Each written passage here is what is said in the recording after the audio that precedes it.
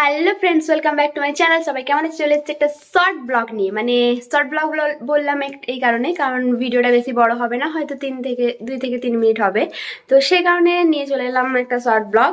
তো মানে একটা জার্নি ট্রাভেল, কোথায় যাচ্ছি না যাচ্ছি আগে থেকে বলে দিলাম।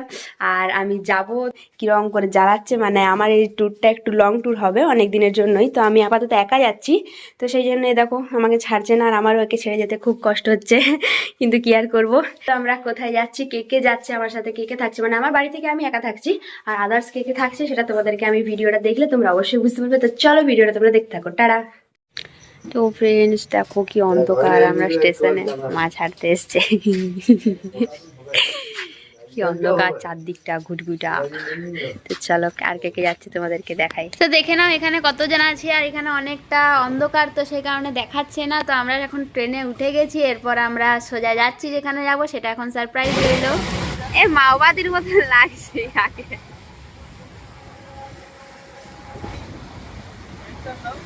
শুনতে পাইনি। সেটটার নাম কি? কোন সেটটা? ও সেটটা ভিভো।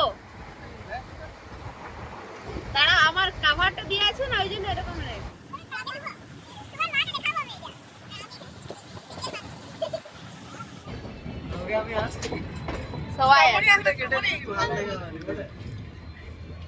তো আমরা অনেকক্ষণ ট্রেনে হাসাহাসি এনজয় করে অনেকটা রাস্তা চলেও এসেছি, আর অনেক এনজয় হলো ট্রেনে আসার সময়।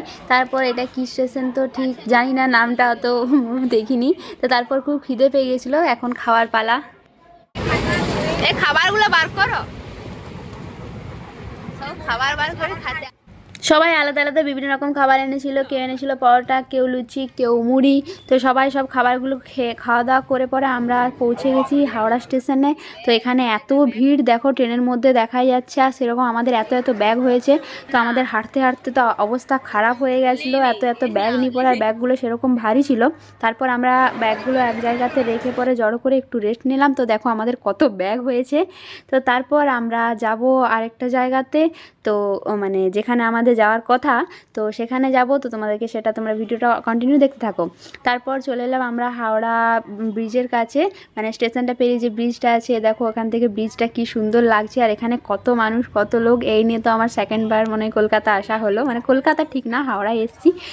তো ফাইনালি আমাদের যেখানে আসার কথা ছিল আমরা সেখানে চলে এসেছি। জায়গাটা দেখে তোমরা হয়তো ভাববে আমরা কোথায় এসেছি, তো আর কোথাও নয়, এটা হচ্ছে একটা ক্যাম্প আছে আমাদের খেলাধুলার। তো সেই ক্যাম্পে আমরা এসেছি, এটা বছরে একবার করে হয় ডিসেম্বর মাসে।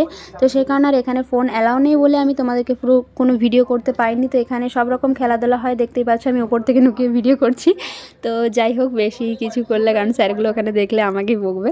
তো ঠিক আছে ফ্রেন্ডস, আমার ভিডিওটা এই তক্কই, কেমন লাগলো অবশ্যই কমেন্টে জানিও, আর একটু পাশে থেকে লাইক কমেন্ট শেয়ার সাবস্ক্রাইব অবশ্যই করে দিও। তো চলো টাটা বাই বাই। আর যদি কোনো ভিডিও আনা সম্ভব হয় তো আমি নেক্সট পরে ব্লগে নিয়ে আসবো। তো চলো টাটা এখন।